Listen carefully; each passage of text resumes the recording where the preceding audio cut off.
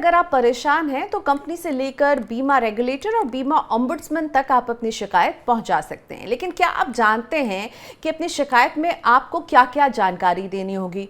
शिकायत को किस स्टेज पर आपको एस्केलेट करना है? एस्केलेशन से मेरा मतलब है कंपनी के हायर अप्स के पास कब जाना है आपको, कब आपको रेगुलेटर को अप्रोच करना है, कब आपको ओम्बुड्समैन को अप्रोच करना है। इन सब में आज हम आपको देने वाले हैं क्लैरिटी, ताकि आपको अगर बीमा कंपनी से हो कोई शिकायत तो आप जानें कि आपको इसकी शिकायत कैसे करनी है।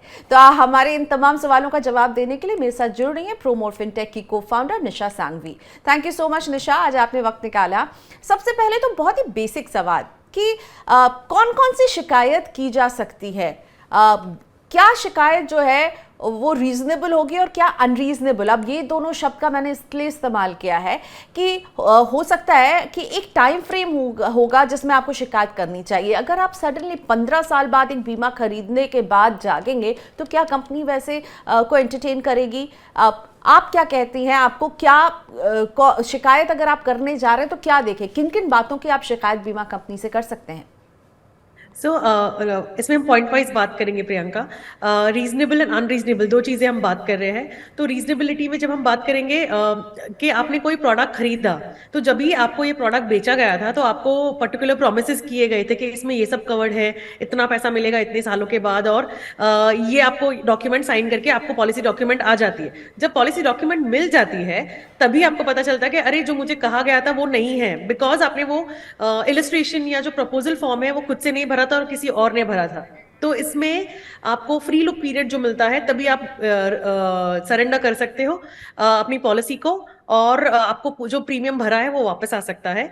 और जो दूसरी चीज है, आपको अगर मान लीजिए कि आप कोई भी रीजन की वजह से आपका फ्री लुक पीरियड क्रॉस हो गया, तो तभी भी आप कंप्लेन कर सकते हो विद रेलेवेंट डॉक्यूमेंट या कॉन्वर्जेशन कि मैंने ये सब, मुझे ऐसे सब प्रॉमिस किया गया था और मुझे ये पॉलिसी डॉक्यूमेंट में नहीं दिख रहा है। तो उसमें आपको ये आपकी कंप्लेन कर सकते हो इंश्योरेंस कंपनी को।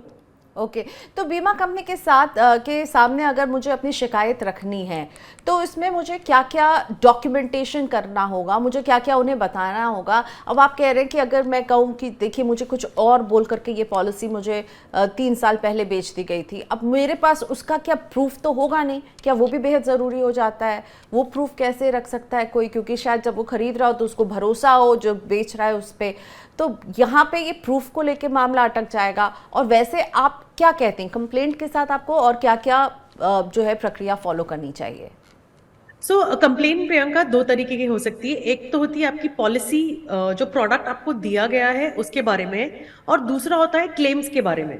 ठीक है, तो जो पहला पार्ट है वो मैंने आपको बताया कि आपको कोई पर्टिकुलर प्रोडक्ट दिया था जिससे आप सेटिस्फाइड नहीं हो, इसलिए आप वापस देना चाहते हो, तो आपको वो पहले 15 दिन या पहला 1 महीना उसके अंदर ही आप कंप्लेन कर सकते हो, वरना आप नहीं कर सकते हो।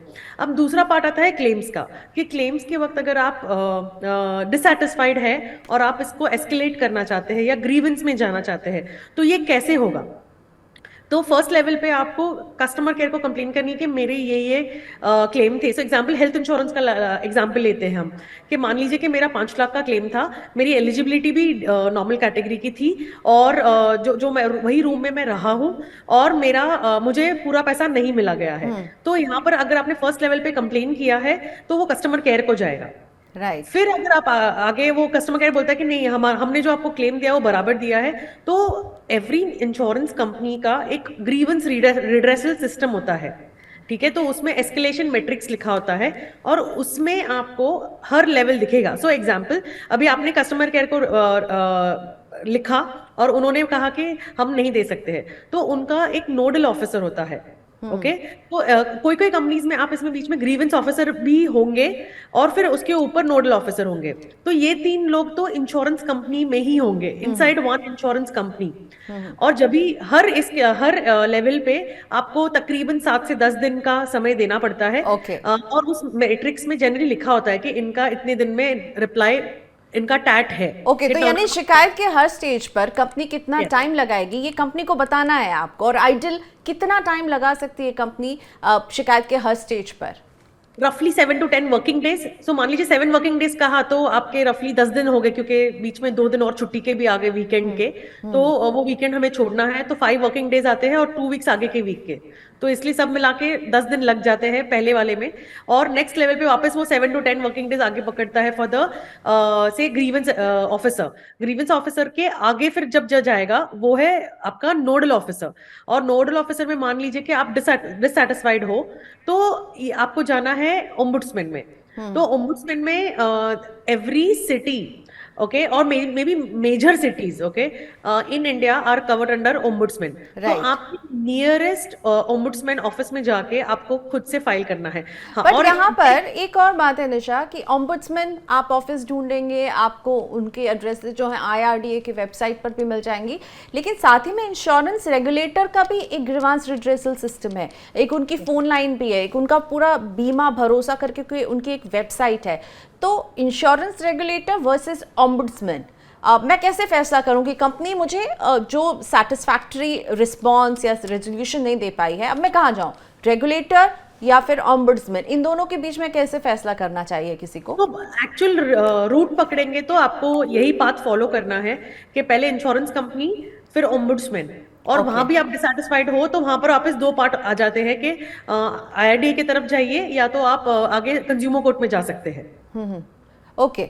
लेकिन दो बातें जो आपने कही है मैं उसको पिक करना चाहूंगी। आपने एक बात कही कि आपके पास वो 15 दिन का फ्री लुक पीरियड होता है या फिर आप उसके बाद 1 महीने तक शिकायत करें, लेकिन उसके बाद ऐसा तो नहीं है कि शिकायत का विंडो बंद हो जाता है। हम शिकायत तो कर ही सकते हैं अगर हम डिससेटिस्फाइड हैं। अगर मुझे 2 साल बाद पता चल रहा है कि ये पॉलिसी जो मुझे बता के बेची गई वो बिल्कुल नहीं है, तो मैं तब तो शिकायत कर सकती हूँ, मैं सीधा कंपनी के पास जा सकती हूँ और बोल सकती हूँ ये गलत किया, और कंपनी नहीं सुने तो फिर यही सारा फॉलो कर सकती हूँ, right? Company, nodal officer and then to ombudsman. So Priyanka, अगर ऑनेस्टली आप मुझे पूछेंगे मेरे एक्सपीरियंस में तो इंश्योरेंस इज अ कॉन्ट्रैक्ट, ठीक है? आपने एक कॉन्ट्रैक्ट पे साइन किया है तभी वो आपका अग्रीमेंट हुआ है between the consumer and the insurance company. तो इसमें भले एक इंटरमीडिएटरी था जिन्होंने आपको ये प्रोडक्ट बेचा गया था, तो कंप्लेन का जो लेवल है आप वो आपको वो विद इन स्टिपुलेटेड टाइम ही करना है। अगर आपको वो पैसा रिफंड चाहिए या आपको रीइंबर्समेंट चाहिए इंश्योरेंस क्लेम्स के बारे में। ओके। लेकिन आप 2 साल के बाद कंप्लेन करेंगे, may be they will consider the complain, और may be there are several other complain similar to this product, then it might get considered. लेकिन एक बंदा कंप्लेन करेगा तो it will not help. But also आपने कहा कि 7 to 10 डेज आइडियली कंपनियां लगाएंगी। In my experience, and I am sure आप भी इस तरह के मैटर को जब करती होंगी सॉर्ट आउट, तो 7 to 10 डेज तो कभी नहीं लगाती। तो कंपनियां अपना sweet, they take their own sweet time, but they want कि हम एज कंज्यूमर उनको बिल्कुल टाइमली कंप्लेन करें तभी सुनेंगे। This is unfair I think. नहीं, सो अनफेयर नहीं है, बट अगर रीजनेबल होता है तो बिल्कुल सुना चाहता है। इसलिए जब आपने फर्स्ट क्वेश्चन कहा रीजनेबल और अनरीजनेबल का, तो इस पे बहुत ही क्या बोलते हैं, जैसे मैं एग्जांपल देती हूँ। मुझे एक पॉलिसी दी गई थी, उस पॉलिसी में मुझे कहा गया था कि टर्म प्लान भी है और पे आउट भी है। और जब मुझे डॉक्यूमेंट मिला तो मुझे पता चला कि एक ट्रेडिशनल प्लान है, और मुझे फ्री लुक बाद में क्रॉस होने के बाद मुझे पता चला, बिकॉज डॉक्यूमेंट मुझे मिला ही नहीं था। मुझे SMS आ गया कि पॉलिसी इज डिलीवर्ड, लेकिन मुझे ओके। पॉलिसी मिली ही नहीं थी। तो मैंने जाके कंप्लेन करी इंश्योरेंस कंपनी के ऑफिस में। तो उन्होंने बोला कि जिन्होंने आपको बेची है आपसे वो कनेक्ट करेंगे एक बार, फिर हम बात करेंगे। सर मैं कहीं नहीं जा रही हूँ, मुझे मेरा पैसा चाहिए। And then what they did was, because उन्होंने मेरे कार लोन के साथ अटैच किया था उसको, तो then I had to pay premium for them also, right? Paying a EMI for car loan and then paying premiums for the insurance that they had given me. So then I said if you don't agree to my complaint then I will write a complaint formally, you give me an acknowledgement कि मेरे साथ ये सारा incidence हुआ है और आपने मुझे गलत प्रोडक्ट दिया है। तो then they immediately the branch manager came into the picture and they told me, ma'am we will take care, don't worry, भले फ्री लुक क्रॉस हो गया है, we will take care। so Okay. it was taken care, ऐसा नहीं है। And जब भी आप हम ऐसे सोच सकते हैं कि हाँ जागे तब सवेरा, बट इंश्योरेंस डॉक्यूमेंट आपको तुरंत पढ़ना है। राइट, दैट इज बिल्कुल। Why so that brings me to the last question of our conversation कि जब आप बीमा कंपनी से शिकायत की नौबत ही ना आए, इसके लिए एक बीमा खरीदने वालों को आप किन बातों का ख्याल रखने के लिए कहती हैं? Okay, insurance is always a push product. हमारे कंट्री में हम सोच के नहीं खरीदते हैं, किसी ने आके बोला ये अच्छा प्लान है ले लो तो आप खरीद लेते हो। तो जब भी आप एक इंश्योरेंस एक डॉक्यूमेंट पे आप साइन करने वाले हो, राइट? एजेंट है या RM है या कोई भी आपको बोलता है कि निशा ये प्रोडक्ट है आप खरीद लीजिए, आपके लिए बहुत अच्छा है, लेकिन वो डॉक्यूमेंट पे साइन करने के पहले या चेक आप कट करने के पहले आपको उनको पूछना है कि मेरे लिए इसमें क्या रूल्स एंड रेगुलेशंस रहेंगे, मुझे अगर नहीं जमा तो मुझे क्या करना पड़ेगा। रहेगा। और राइट। अगर ये प्रोडक्ट आप बोल रहे हो तो यही लिखा होगा पॉलिसी डॉक्यूमेंट में, तो अगर ये चीजें हाँ है, फिर आप प्रपोजल फॉर्म पे साइन कीजिए, चेक दीजिए पेमेंट का, एंड देन जब ये पॉलिसी डॉक्यूमेंट आती है तो एक चौकन्ने इन्वेस्टर की तरह आपको अपना पॉलिसी डॉक्यूमेंट को गो थ्रू एब्सोल्युटली। करना है। बिल्कुल एंड बिल्कुल। देन आपको आगे चल के, अगर मान लीजिए आप डिससेटिस्फाइड हो, तो आपके पास फ्री लुक है, उसके बाद भी थोड़ा एक्सटेंडेड टाइम मिल जाता है, बहुत time, because of the transit time. मेरे ख्याल से जब भी हम इस तरह का प्रोडक्ट खरीदते हैं और सामने वाला आपको जो भी प्रॉमिस कर रहा है ना, उसे रिटर्न में मांगिए। वहीं Yes. पर जो है, अगर आप जैसे ही रिटर्न में मांगेंगे और वो आनाकानी कर रहा है, तो समझ जाइए कि कुछ गोलमाल है।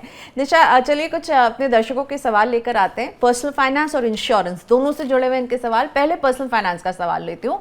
पल्लवी सिंह का सवाल है। पल्लवी की उम्र है 32 साल। बता रही हैं कि इनकी एक बैंक एफडी मैच्योर होने वाली है। इनके पास करीब 3.5 लाख रुपए जो है आएंगे इस एफडी से। इन पैसों को लंबी अवधि के लिए ये निवेश करने की सोच रही हैं। वैसे एफडी पर भी अभी जो है पहले के मुकाबले बेहतर ब्याज मिलने लगा है।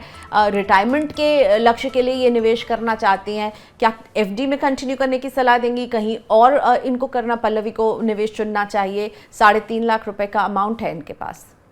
सो पल्लवी, आप सिर्फ 32 ईयर्स के हो, एंड अगर रिटायरमेंट के लिए सोच रहे हो तो we are looking at another 28 years, right? 60 हमारी स्टैंडर्ड रिटायरमेंट एज है, अगर हम ये अज्यूम नहीं करते कि आप जल्दी रिटायर करना चाहते हो। तो मेरा कहना ये होगा कि any money which is for more than 10 years plus, that money has to go to equities, specially when it's a retirement goal. आप ये लमसम जो पैसा है, आप एक फाइनेंशियल एडवाइजर के थ्रू इन्वेस्ट कर दीजिए, and in mutual funds, if you don't want to take a concentrated risk, तो जब ये इन्वेस्ट हो जाएगा तो इवेंचुअली आप इसमें से पेंशन अपने आप के लिए जनरेट कर सकते हैं in next 28 years. Okay, so equity mutual funds could be a good way for you, Pallavi. Kaushik Das का सवाल लेते हैं।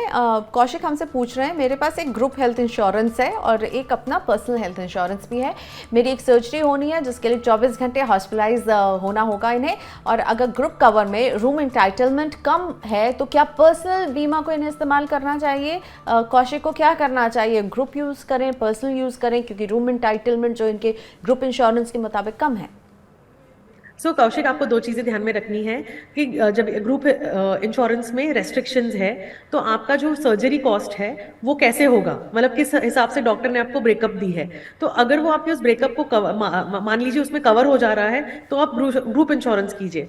मान ले कि आप एक्सीड करने वाले हो या आपको आउट ऑफ पॉकेट देना पड़ेगा, तो उस टाइम पे आप अपना पर्सनल इंश्योरेंस यूज कर सकते हो। ओके, सो कौशिक, तो एक ही टाइम में क्या कौशिक दोनों इंश्योरेंस यूज कर पाएंगे क्या, कि कुछ हिस्सा ग्रुप से दें और कुछ अपने पर्सनल से, या उन्हें एक चुनना होगा कि या तो वो ग्रुप से लें पेमेंट और या फिर वो अपने पर्सनल बीमा से लें? सो अगर वो कैशलेस चाहते हैं तो दोनों नहीं हो पाएगा। ओके। बट या रीइंबर्समेंट करना चाहेंगे तो सेकंड पॉलिसी में जो गैप है अमाउंट का, वो उनको मिल सकता है। Okay, thank you so much Nisha, आज आपने वक्त निकाला, धन्यवाद आपका। हमें हमेशा आप जो है सचेत बनाती हैं, सतर्क बनाती हैं, और आज निशा की ज़रूरी बात यह है कि जैसे ही अगर आप पॉलिसी खरीद रहे हैं, डॉक्यूमेंट आए तो उसे बस रख मत दीजिए, उसे पढ़िएगा ज़रूर। Bye bye Nisha, thank you. Bye, thank you.